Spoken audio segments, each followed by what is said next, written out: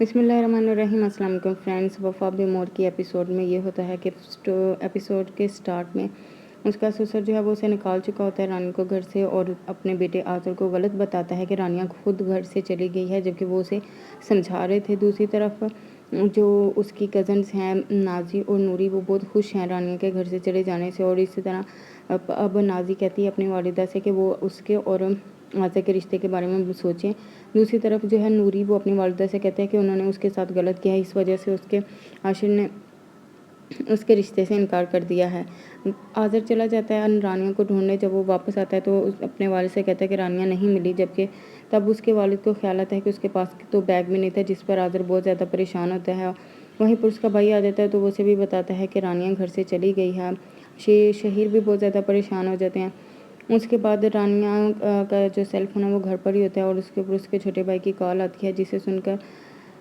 آذر کا شک یقین میں بدل جاتا ہے کہ رانیہ کا واقعی ہی میں اس کے چھوٹے بھائی کے ساتھ کچھ افیئر تھا، اور وہ اس کے بارے میں سوچتا ہے کہ وہ ایسا کیسے کر سکتی ہے اس کے ساتھ، جبکہ وہ تو اس سے سچی محبت کرتی تھی۔ دوسری طرف رانیہ آدھی رات کو پیدل اکیلی سڑکوں میں گھوم رہی ہے، تب وہ ایک رکشے میں بیٹھتی ہے اور گھر جانے کے لیے اس کے بعد جو نازی ہے وہ اپنے سسر کو شیشے میں اتارنے کی پوری کوشش کر رہی ہے تاکہ اس کے جو تایا ابو ہیں وہ اس کا رشتہ لے لیں، اور دوسری طرف شہیر جو ہے وہ اپنے والد کو بہت سمجھانے کی کوشش کرتا ہے، جس پر اس کے والد اور زیادہ بھڑک جاتے ہیں، یعنی کہ وہ رانیہ کے حق میں کوئی بھی بات نہیں کرنا چاہتے، نہ ہی سننا چاہتے ہیں، بلکہ الٹا شہیر کو ہی ڈانٹ دیتے ہیں۔ اور رانیہ کی جو والدہ ہیں ایپیسوڈ میں وہ بہت زیادہ پریشان دکھائی دی ہیں، اور اس پریشانی کے حالات میں انہیں اپنے خامد کی بہت زیادہ، شوہر کی بہت زیادہ یاد آتی ہے، اور وہ سوچتی ہیں کہ ان کے بغیر رانیہ کی زندگی کا کیا حال ہے۔ نازی جو ہے وہ اپنی پوری کوششوں سے یہ ایکٹ کرنے کی کوشش کری ہے کہ وہ اس گھر میں ہر فرد کا بہت زیادہ خیال رکھتی ہے۔ اسی سلسلے میں وہ شہیر کے پاس بھی جاتی ہے اور کھانے کا پوچھتی ہے، وہ بھی اسے ڈانٹ کے گھر سے روم سے نکال دیتا ہے۔ رانیہ جو ہے وہ رکشے میں اپنے گھر جاتی ہے تو وہاں پہ وہ بے ہوش ہو جاتی ہے، اور گھر والوں کو کہتے کہ باہر جو آٹو ہے اس کو وہ کرایہ دے دے، جس سے سن کر اس کے گھر والے بہت پریشان ہوتے کہ اس حالت میں انہوں نے کیوں بھیجا، وہ بھی آدھی رات کو، نہ اس کے پاس بیگ ہے نہ اس کے پاس سیل فون ہے۔ اس بات پہ وہ بہت زیادہ پریشان ہوتے ہیں۔ نازی جو ہے وہ نیکسٹ ڈے میں آذر کو ناشتہ دیتی ہے، جہاں پر اس کے بھائی آ جاتے ہیں شہیر، اور وہ اسے اسی دوران پہ ناشتے کے دوران ہی شہیر اور آذر کی بہت زیادہ بحث ہو جاتی ہے۔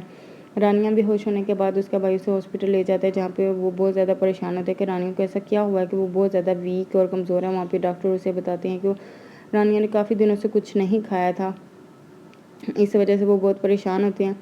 دوسری طرف جو ہے نوری جو ہے وہ شہیر کے پاس آتی ہے اور اپنی غلطیوں کی معافی مانگتی ہے، جبکہ شہیر اسے معاف نہیں کرتا، بلکہ اسے کہتا ہے کہ وہ اس قابل ہی نہیں ہے کہ اس کو معافی دی جائے، بلکہ وہ تو دوسروں کا گھر برباد کرتی ہے، جس کے اوپر جو نوری ہے اس کا یقین اور پختہ ہو جاتا ہے، اور اپنی والدہ سے بھی یہی بات کہتی ہے کہ اس کو جو ہے شہیر اور رانیہ کے درمیان جو بھی ہے وہ سچ ہے، اسی وجہ سے وہ اب اس سے شادی سے بھی انکار کر رہا ہے، اور اسے بدتمیزی کر کے اسے روم سے بھی باہر نکال دیا۔ دوسری طرف اس کی بھابھی کو بھی پتہ چل جاتا ہے کہ یہ دونوں کوئی گیم پلان کر رہی ہیں۔ وہ کہتی ہے اب اس گیم پلان کو پتہ لگانا چاہتی ہے کہ یہ دونوں جو بہنیں ہیں وہ کیا گیم چل رہی ہیں،